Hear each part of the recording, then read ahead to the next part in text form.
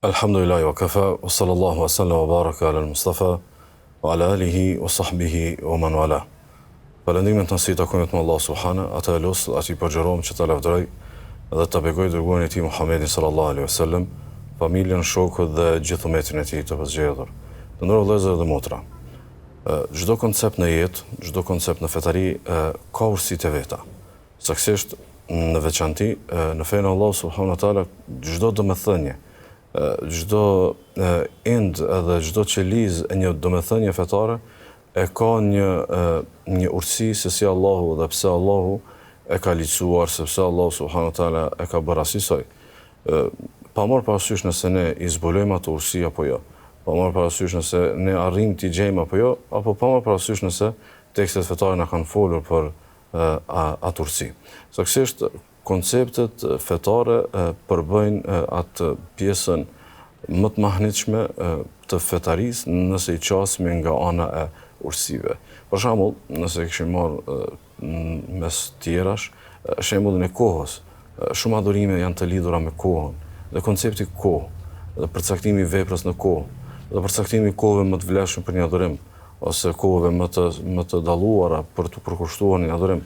Gjithsesi cila prej tyre ka një domethënie. Për shembull, namazi i natës që bëhet natën e ka një urtësi, po edhe 5 kohët e namazit të jenë 5 dhe të jenë të shpërndara në kohë të ndryshme e ka një urtësi.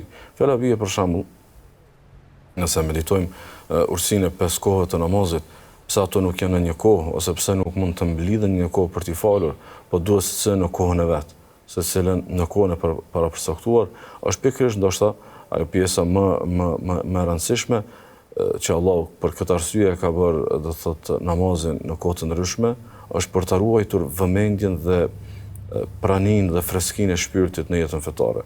Saktësisht nëse do të ishim i falur vetëm në fillim të ditës, i bie që gjatë ditës do të na mbulonte një pluhur.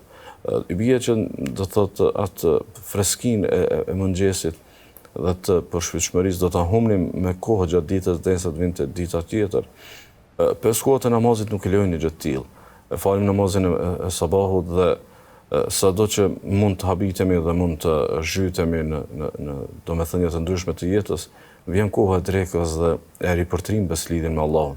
Pastaj vjen koha i kindis dhe sërish të ripërtrim beslidhjen me Allahun. Pastaj vjen koha e namazit të akşamit pas perëndimit të diellit, namazit të perëndimit të diellit, do thotë dhe sërish do thotë e falim namazin dhe e ripërtrim beslidhjen dhe kësaj edhe namazi i yacis që bëhet pas territ të natës. Ndaj kjo është shumë thelbësore për ta kuptuar, për të kaluar tutje edhe tek një domethënie tjetër. Koncepti kohë shpesh në domethëniet fetare vjen për të ngritur efikasitetin e adhurimit. Do thotë në një kohë, në një kohë të vetme, po qëse do të bëheshin gjithë ato adhurime, nuk do të ishte efikasiteti i saktë ose më i miri. Për arsye për shembull, nëse dikush ka një program për të lexuar Kur'anin, është e preferuar për të që ta ndajë atë program, të mos ta ketë atë program vetëm një kohë të vetme, për arsye që ta shpërndaj këtë freski, ta shpërndaj këtë spërkatje me ujin e përshpitshmërisë së domethënieve kuranore, ta shpërndaj në kohë të ndryshme që ta ruaj freskinë e trupit të vet, do thotë të shpirtit të vet, të përshpitshmërisë së vet edhe më shumë. Ndaj edhe tek dhikri, që vetëm kemi filluar në ligjatën e kaluar për ta trajtuar, edhe tek dhikri ekziston koncepti kohë në këtë domethënie, kohë për ta ruajtur freskinë e veprës, për ta ruajtur, do thotë, veprën të mos vjetrohet, të mos e humb shkëlqimin e saj. Për arsye është e rëndësishme për të bëjmë një sqarim fillimisht dhe pastaj të kalojmë tek ligjrata që e kemi parë për sonte. Saktësisht në temën e dhikrit ose në botkuptimin e dhikrit ekziston një ndarje që kemi një lloj dhikri që quhet dhikri i përgjithshëm dhe një tjetër që quhet dhikri i veçantë. Për çka është fjala? Kur është fjala për dhikr të përgjithshëm, është fjala për dhikrin i cili nuk është i përcaktuar në kohë, nuk është i përcaktuar me vepra, nuk është i përcaktuar në rituale, është i hapur kurdo do thotë që të bëhet, është e hapur mundësia kurdo që të mund ta bësh, kurdo që dëshiron të përmendësh Allahun, ta përmendësh. Kurdo që të vjen një moment reflektimi, ta përmendësh Allahun. kurdo që ke një ndjenjë të mirë për Allahun ta përmendesh atë. Kjo është dhikri i përgjithshëm. Për këtë fjala bie shënon Imam Tirmidhiu, Sherbani vlerëson hadithin sahih nga Abdullah ibn Busri, sikurse e përmendëm në hijratën e kaluar. I dërguari Allahu sallallahu alaihi wasallam ishte pyetur nga dikush i cili kishte thënë, "Më janë bërë të shumta vepra të Islamit, dhe të lutem ma tregoni një vepër që ti përmbahem asaj më së shumti." I dërguari Allahu sallallahu alaihi wasallam ka thënë, "Le të jetë gjuha jote për herë e njohur nga dhikri i Allahut." Le të jetë gjuha jote për herë nga e njohur nga dhikri i Allahut. Saktësisht në këtë hadith, i dërguari Allahu sallallahu alaihi wasallam nuk e porosit të thuash këtë dhe atë dhikr ose këtë dhe atë frazë në këtë dhe atë kohë. Mirë po thot, për herë ti jesh duke përmendur Allah subhanahu wa taala, duke hyrë në shtëpi, duke dalur, duke qëndruar rat, duke ecur, duke shkuar në punë, duke u kthyer, duke shkuar në xhami dhe duke u kthyer kështu. Do thotë në gjithë kohët të kesh do thotë një vëmendje për ta përmendur Allahun subhanahu wa taala. Ky është dhikri i përgjithshëm. Ndërkaq dhikri i veçantë, që është një gamë e madhe e llojeve të dhikrit të veçantë. Dhikri i veçantë është ai dhikri që është specifik në kohë, është specifik në vepër, është specifik në rituale. Kuptimin që bëhet një ritual dhe mund ta bëjmë një dhikr të caktuar. E bëjmë një vepër dhe pastaj e bëjmë një vepër të caktuar. Është një kohë e veçantë në cilën duhet ta bëjmë një dhikr të caktuar. Dhe të kemi në vëmendjen që veçantia e këtyre veprave varet me ato aspekte për cilat është i veçantë. Për shembull, se një dhikr është i veçantë në një kohë, ai parimisht duhet bëhet në atë kohë dhe jo në një kohë tjetër. Për shembull, veçantia ose dhikri i veçantë që ka veçantinë e vet është dhikri pas farzave, pasi që kemi kryer do thotë faljen e namazit.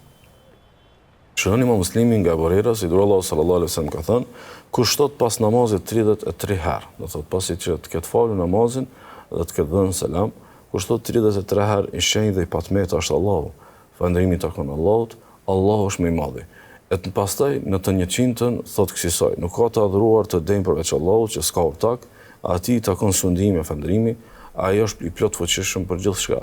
Thot i Allahu sallallahu alaihi wasallam, kush e thot këto 30 dhikra 33 herë dhe e përmbyll me 100-ën me këtë dhikrin që thuhet vetëm një herë, thot i falen mëkatet qofshin edhe sa shkuma e detit. I falen mëkatet qofshin edhe sa shkuma e detit. Kujt i falen mëkatet qof edhe sa shkuma, qofshin edhe sa shkuma e detit, dikujt i cili përmbahet këtij dhikri, saktësisht e fal namazin dhe pas namazit ai do thotë e bën këtë dhikr. Ky dhikr e ka këtë vlerë në sajt të farzit dhe në sajt të përkushtimit në kohë. Ose për shembull, një dhikr tjetër që është i veçantë është dhikri i hyrjes në xhami. Është dhikri që thuhet gjatë hyrjes në xhami. E shënon Abu Davudi, Sherbani thotë hadithi sahih nga Abdullah ibn Amr ibn Asi, se Allahu sallallahu alaihi wasallam kur hynte në xhami thoshte kësaj. Ja kishte këtë dhikr dhe këtë lutje, thoshte i dërguari Allahu sallallahu alaihi wasallam, kërkoj nga Allahu i Madhërisëm me fytyrën e tij fisnike dhe me fuqinë dhe pushtetin e tij të përhershëm të më mbrojë nga shejtani i mallkuar.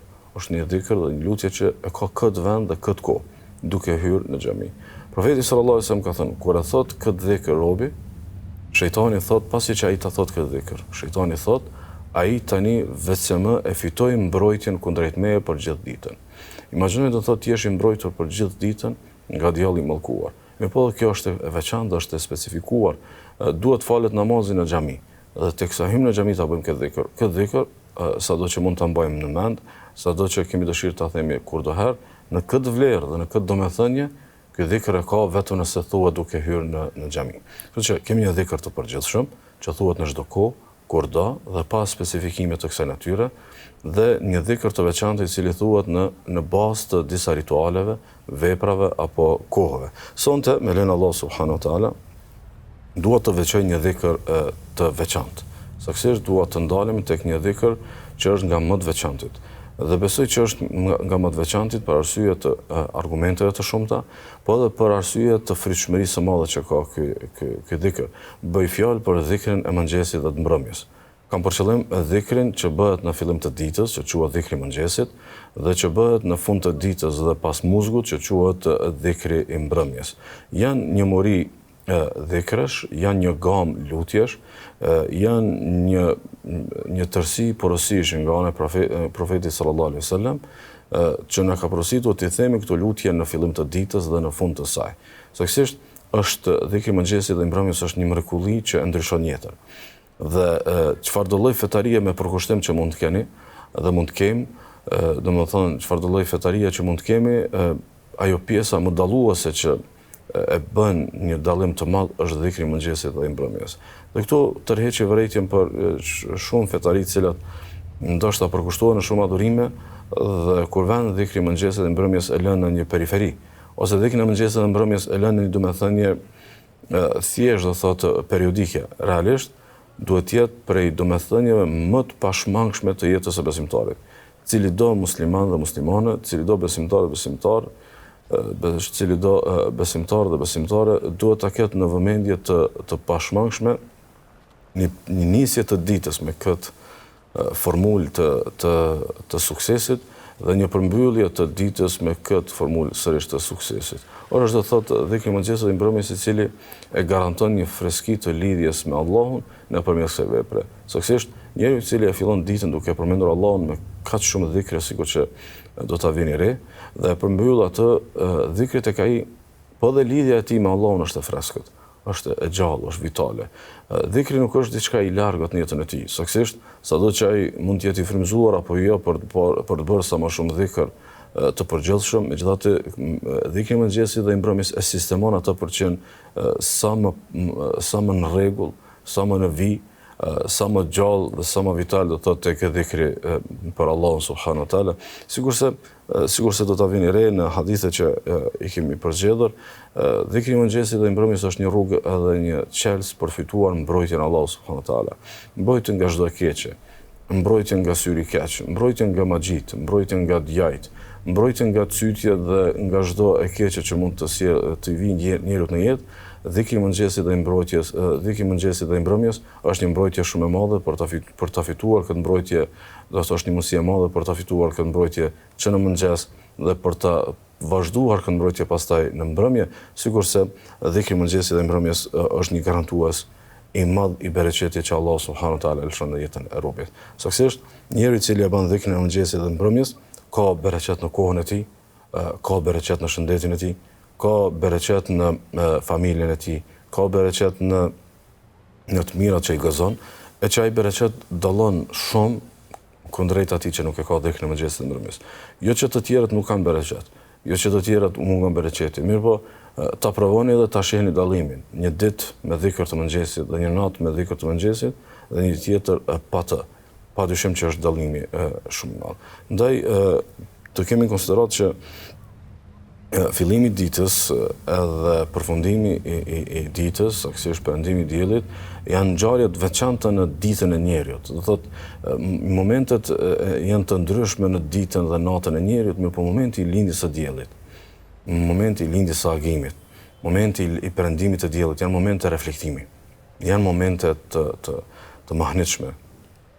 Janë momentet që trazojnë shpirtin, janë momentet të cilat e sforcojnë anën shpirtërore të njeriut si asnjë kohë tjetër. Ndaj Allahu subhanahu wa taala, sidomos shkaku i dhikrit që shoqërohet me meditim, na e ka sforcuar në Kur'an domethënien e dhikrit në mëngjes dhe në mbrëmje. Na e ka sforcuar në Kur'an domethënien që në këto dy kohë duhet njerëzit të kenë një përkushtim në raport me përmendjen e Allahut subhanahu wa taala. Për shembull, Allahu i Madhëshëm thotë, o ju që besuat, kujtojeni Allahun sa më shpesh. Ky është dhikri i përgjithshëm. Po të kujtojeni Allahun sa më shpesh dhe madhroni atë në mëngjes dhe në mbrëmje. Në këtë rast, madhroni atë në mëngjes dhe në mbrëmje është edhe i përgjithshëm edhe do thotë i veçantë. Kur është mëngjesi, përkushtoni duke përmendur Allahun, e në veçanti përkushtoni duke përmendur nëpërmjet dhikreve të veçanta që janë transmetuar nga i dërguari i Allahut Muhamedi sallallahu alaihi wasallam. Sigurisht Allahu subhanahu wa taala thotë, dhe në veten tënde përmende Zotin tënd, përmende atë me përulje dhe me devotshmëri, dhe përmende pa e ngritur zërin lart, përmende në agim dhe në muzikë, dhe mos je nga të shkujdesurit. Përmende Allahun subhanahu wa taala në këto dy kohë që të mos jesh nga gafelët, mos jesh nga njerëzit e shkujdesur, mos jesh nga ata të cilët janë mbuluar me perdën e gafletit dhe të përgjumjes. Që i bie dhikri i mëngjesit dhe i mbrëmjes e garanton një lloj zgjimi si asnjë dhikr tjetër. Njeriu i cili e përmend Allahun subhanahu wa taala në mëngjes dhe në mbrëmje e ka një vëmendje të pashoqe, ka një vëmendje të veçantë në raport me Allahun subhanahu wa taala. Ndaj është e rëndësishme që të gjejmë përgjigjet nga suneti i pejgamberit sallallahu alajhi wasallam se çfarë vlere dhe çfarë frytshmërie kanë këto fraza, këto dhikre, këto formula lavdrimi dhe thurje lavdesh për Allahun subhanahu wa taala që thuhen në mëngjes dhe në mbrëmje. Kom përzgjedhur disa nga dhikret, jo ato në tërësi, për arsye të kohës, por edhe për arsye që ti ktheheni vetë, do thotë, burimeve përkatëse që kanë të bëjnë me këtë temë, saktësisht është një prej librave më të mirë të shkruar në kohën bashkëkohore që ka përmbledhur nga tradita e profetit Muhammed sallallahu alaihi wasallam dhikret më të sakta, më autentike, në veçantë dhikrin e mëngjesit edhe mbrëmjes, është libri që quhet Mburoja e muslimanit, e që juftoj që t'i ktheheni qoftë nëpërmjet librit të shtypur apo t'i ktheheni nëpërmjet aplikacioneve që e kanë në vetvete, do thotë brenda vetes këtë vlerë, këtë margaritar dhe të merrni në tërësi dhikret që kanë ardhur në këtë drejtim. Mirë po sonte inshallah do t'i përmendi kalimthi vetëm disa, duke e shoqëruar me hadithet se si i dërguari Allahu sallallahu alaihi wasallam, se si hadithet na dëftojnë vlerën dhe frytshmërinë e këtyre dhikrave. Për shembull, dhikri i parë që është një ajet kuranore i surës 255 së surës Al-Baqara që njihet si ajetul Kursi,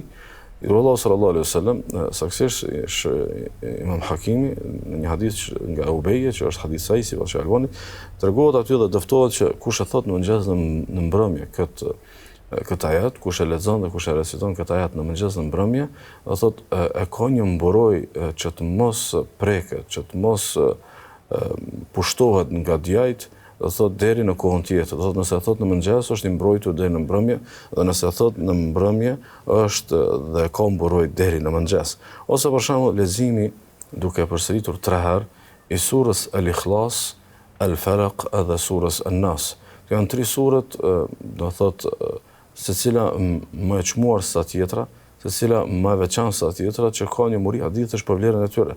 Dhe pjesë e këtyre vlerave është ajo që shënon Abu Davudi, Shalmani vlerëson hadithi sahih nga Abdullah ibn Khubayb, se i dërguari Allahu sallallahu alaihi wasallam i ka thënë lexoj këto 3 sure, surën Al-Ikhlas, surën Al-Falaq edhe surën An-Nas, në mëngjes dhe në mbrëmje lexoj nga 3 herë. Do të mjaftojnë për gjithçka, ose do të mjaftojnë për gjithçka. Çka i vjet do të mjaftojnë prej gjithçka, do thotë si mburojë të mjaftojnë prej çdo rreziku, si mburojë të mjaftojnë prej çdo të keqe, të mjaftojnë prej syrit të keq, të mjaftojnë prej ngacmive të djajve, të mjaftojnë edhe prej çedereve të ndryshme që mund të befasohesh, do thotë me to. Ose për shembull një dhikr tjetër që është, do thotë në hadithet e pejgamberit sallallahu alajhi wasallam është përshkruar si kupola dhe pjesa më e bukur dhe thurja më e madhërishme dhe më e plot e kërkimfaljes për Allahun subhanahu wa taala. Do thotë dhikri dhe lutja më e madhe për t'i kërkuar falje Allahut subhanahu wa taala. Ky dhikr thuhet në mëngjes dhe mbrëmje. Aty qëndron kësaj. Thotë Allahu subhanahu, i themi saktësisht i drejtohemi Allahut duke thënë kësaj: Ti je Zoti im o Allah. Askush nuk meriton të adhurohet përveç Teje. Ti më krijove dhe unë jam robi yt. Unë do t'i qëndroj besnik besës dhe premtimit që të kam dhënë, sa të mundem. Kërkoj që të më mbrosh nga keqja që vjen si pasojë e asaj që kam bërë. Të jam mirënjohës për gjitha mirësitë që më ke bërë dhe i pranoj gjunohat e mia. Prandaj më fal, sepse në vërtetë gjunohat nuk i fal askush tjetër përveç Teje. Keni vëmendjen, secili rresht është më domethënë se sa tjetri. Secili rresht është më shpurës sa tjetri për të sjellur robën tek gjendja e tij reale, për t'i pranuar fajet para Allahut. Imagjinoni të fillosh një ditë duke i pranuar fajet dhe duke shpresuar faljen e Allahut subhanahu wa taala. Me çfarë ndjenje pozitive vazhdon ajo ditë. Të fillosh një ditë duke e ndjer fajen tënd dhe duke e pritur faljen dhe mëshirën e Allahut subhanahu wa taala. E pastaj Allahu sallallahu alaihi wasallam, sikur që është në Buhariu nga Shaddad ibn Ausi, Allahu sallallahu alaihi wasallam thotë kush e thot këtë lutje me bindje gjatë ditës dhe vdes atë ditë para muzgut, ai do të jetë prej banorëve të xhenetit. E kush e thot atë me natën dhe thot me bindje, e ndron jetë pa lindur dita e re, thotë është prej banorëve të xhenetit. Është prej banorëve të xhenetit shkaku i bindjes, po dhe shkaku i faljes, shkaku do thotë i këtij rezultati të madhërishëm që është falja e Allahut subhanahu wa taala. Një dikë tjetër qëndron kësaj që thuhet në mëngjes dhe në mbrëmje, themi me emrin e Allahut, me emrin e të cilit nuk bën dëm asgjë në tokë dhe asgjë në qiell. Është ai që dëgjon gjithçka dhe di gjithçka. Të thuash këtë dhikr në mëngjes dhe ta thuash atë me plot bindje. I dërguari Allahu sallallahu alaihi wasallam, sigurisë e shënon Imam Tirmidhiu, Shalmani vlerëson hadithin e Sa'id Uthmani, i dërguari Allahu sallallahu alaihi wasallam thonë kush e thot këtë 3 herë, thot nuk e dëmton asgjë, nuk i bën dëm asgjë. Thot asgjë qoftë në shëndetin e tij emocional, qoftë në mendjen e tij, qoftë në trupin e tij, qoftë në pa marrë parasysh, nëse thot me bindje këtë lutje, këtë dhikr në mëngjes dhe në mbrëmje, thot kush e thot 3 herë, nuk e dëmton asgjë. Ose një lutje tjetër që thuhet në mëngjes, teksa i drejtohemi Allahu subhanahu wa taala, është dhikr që thuhet në mëngjes dhe në mbrëmje dhe ne i themi Allahu subhanahu wa taala dhe jemi të lirë të zgjedhim nëse duam ta themi këtë dhikr 1 apo 2, 3 apo 4 herë. Themi kësaj: O Zot, unë arrita këtë mëngjes dhe dëshmoj për ty dhe mbajtësit e arshit tënd, me lajket e tua dhe gjithë krijesat e tua, se vërtet ti je Allahu i vetëm, s'ka të adhuruar tjetër përveç teje. Ti je i vetëm dhe i pashoq, dhe dëshmoj se Muhamedi është rob dhe i dërguari i yt. Çfarë thotë i Allahu sallallahu alaihi wasallam për vlerën e këtij dhikri? E që është një dhikr që nga thënë në vetë dëshmim për Allahun, dëshmim për njësinë e Allahut, dëshmim për hynishmërinë e Allahut dhe për të drejtën e tij për të adhuruar pashoq dhe drejtën për të njësuar me adhurim. Kush e thot këtë, e që realisht është fraza e tauhidit, e që i bie do thotë të ketë një ditë fatlume, po që se ndron jetë atë ditë. Shënon Abu Davudi, Imam Nevaviu vlerëson hadithin është Hasan nga Anesi, i dërguari Allahu sallallahu alaihi wasallam thot kush e thot këtë dhikr në mëngjes apo kur gryset, nëse e thot 4 herë, Allahu në tërësi atë do ta shpëtojë nga zjarri i xhenemit. Do të i tërë ai do të jetë i shpëtuar nga zjarri i xhenemit. Është thjesht një frazë, është thjesht një lutje, është pak qaste që mund të na merr nga jeta jon, mirë po e ka këtë shpërblim të madh, sigurisë na e premton pejgamberi sallallahu alaihi wasallam. Ose një dhikr tjetër që thuhet në mëngjes, thuhet ose themi jam i kënaqur që Zoti im është Allahu, jam shumë i pajtuar, jam shumë i lumtur, jam shumë i kënaqur që Zoti im është Allahu, feja im është Islami dhe pejgamberi im është Muhamedi sallallahu alaihi wasallam. Çfarë vlerë ka ky dhikr? Kjo frazë që nuk më shumë se 10 sekonda nga jeta jon, shënon Imam Ahmedi dhe Ibn Majah, Imam Nevaviu vlerëson hadithin është Hasan nga Abu Salami, si Allahu sallallahu alaihi wasallam ka thënë kësaj: kush e thot këtë çdo mëngjes dhe mbrëmje 3 herë, është e drejtë e Allahut, në kuptimin që Allahu e ka marrë në përgjegjësi të tij, e ka marrë si hak të tij, si obligim të tij, thotë është e drejtë e Allahut që ta kënaqë atë në ditën e Kiametit. Me që ti qenë kesh i kënaqur me Zotin tënd, me fenë tënde, me profetin tënd, Allahu të bën të kënaqur në ditën e gjykimit. Mirë po këtë kënaqësinë duhet ta shprehim. Këtë kënaqësi duhet ta themi. Imagjino se e themi në fillim të ditës dhe ta ndjejmë atë që jam i kënaqur që Allahu është Zoti im. Dhe pastaj të mos adhurosh askë tjetër përveç Allahut. Gjatë ditës të mos e shpresosh askë tjetër krahas Allahut. Të mos i mbështetësh askujt tjetër përveç Allahut.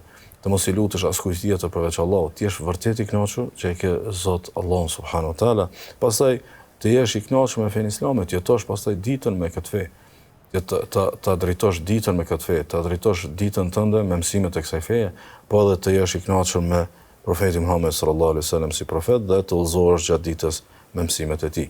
Ose një dhikr tjetër që është në mëngjes dhe në mbrëmje, është të thënët që më mjafton mua Allahu, s'ka të adhuruar tjetër të drejtë përveç tij, tek ai jam mbështetur dhe ai është Zoti i Arshit të Madh. Të thuash këtë fjalë që është për frazave të kërkim mbrojtjes, të kërkimit të ndihmës prej Allahu subhanahu wa taala. T'ja shprehësh, do të thotë, varfërinë dhe nevojën tënde Allahut të Madhërisëm, dhe të mbështetesh tek ai. Ta shprehësh sigurinë tënde tek Zoti yt.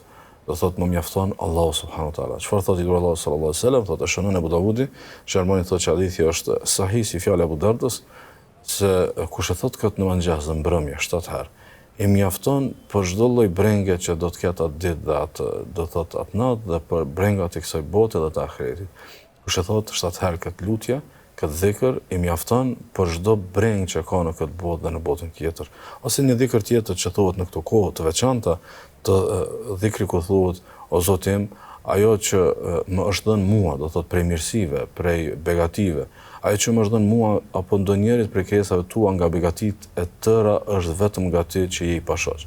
Çdo begati që ne kemi në jetë, t'ia shprehmi Allahu subhanahu wa taala që ne jemi mirënjohës dhe jemi të vetëdijshëm se çdo e mirë është prej Allahut. Do thot thuhet në këtë dhikr: o Zoti im, ajo që më është dhënë mua apo ndonjëri prej krijesave tua, do thot ne këtu ja pohim edhe cilat do krijesë që njohim edhe nuk e njohim, që e ka një begati, e ka një mirësi, e pohojmë Allahut dhe ja përshkruajmë Allahut mirësinë, themi e tëra është vetëm gati që je pashoq, ty të takon lavdrimi dhe falëndrimi. Shënon Abu Davudi, Al-Hafidh ibn Hajar, vlerëson që hadithi është hasan.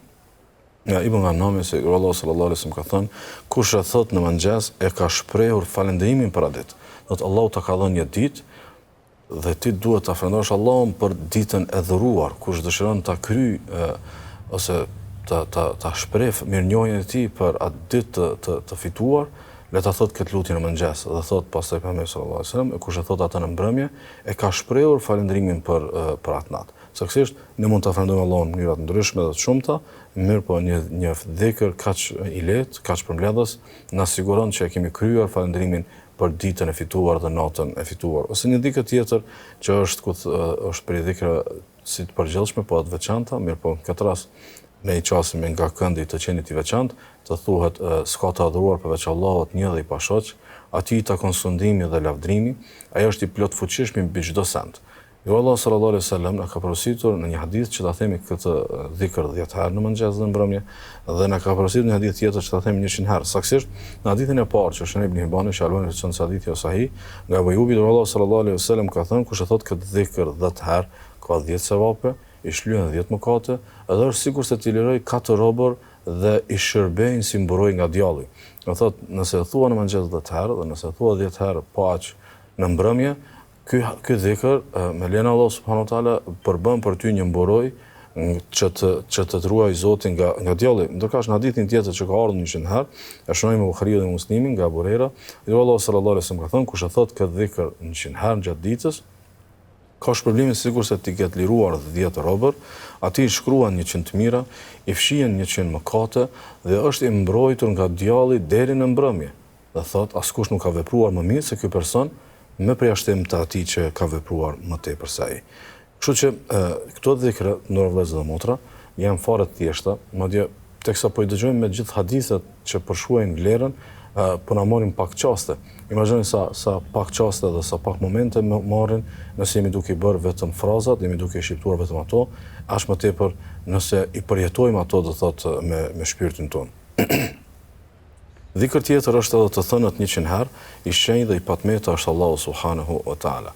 Dhe të thuhet ky dhikr duke ndjer shenjtërinë dhe madhështinë dhe absolutësinë e Allahut subhanahu wa taala. Shënimi Muslimi nga Abu Huraira se Allah sallallahu alaihi wasallam ka thënë, kush e thot këtë dhikr në mëngjes dhe mbrëmje 100 herë, ka bërë më të mirën për ditën e gjykimit. Do thotë për ditën e gjykimit, nëse vjen tek Allahu subhanahu wa taala, pasi ka kryer obligimet, pasi ka kryer detyrimet, pasi ka kryer është sistemuar mirë në detyrën e tij ndaj Zotit, thot kush e thot në mëngjes në mbrëmje 100 herë këtë lutje, këtë dhikr, ka bërë më të mirën për ditën e gjykimit dhe i shlyhen mëkatet edhe sikurse ato të janë po sikur shkuma e detit. Një dhikr tjetër që është i veçantë në mbrëmje kundrejt mëngjesit, që nuk është që thuhet në mëngjes, është ajo që është lutje ku i kërkojmë mbrojtje Allahu subhanahu wa taala. Thuhet kësaj, kërkojmë mbrojtje me fjalë të përsosura të Allahut prej të keqes së çdo gjëje që ai ka krijuar. Prej të keqes së çdo gjëje që ai ka krijuar.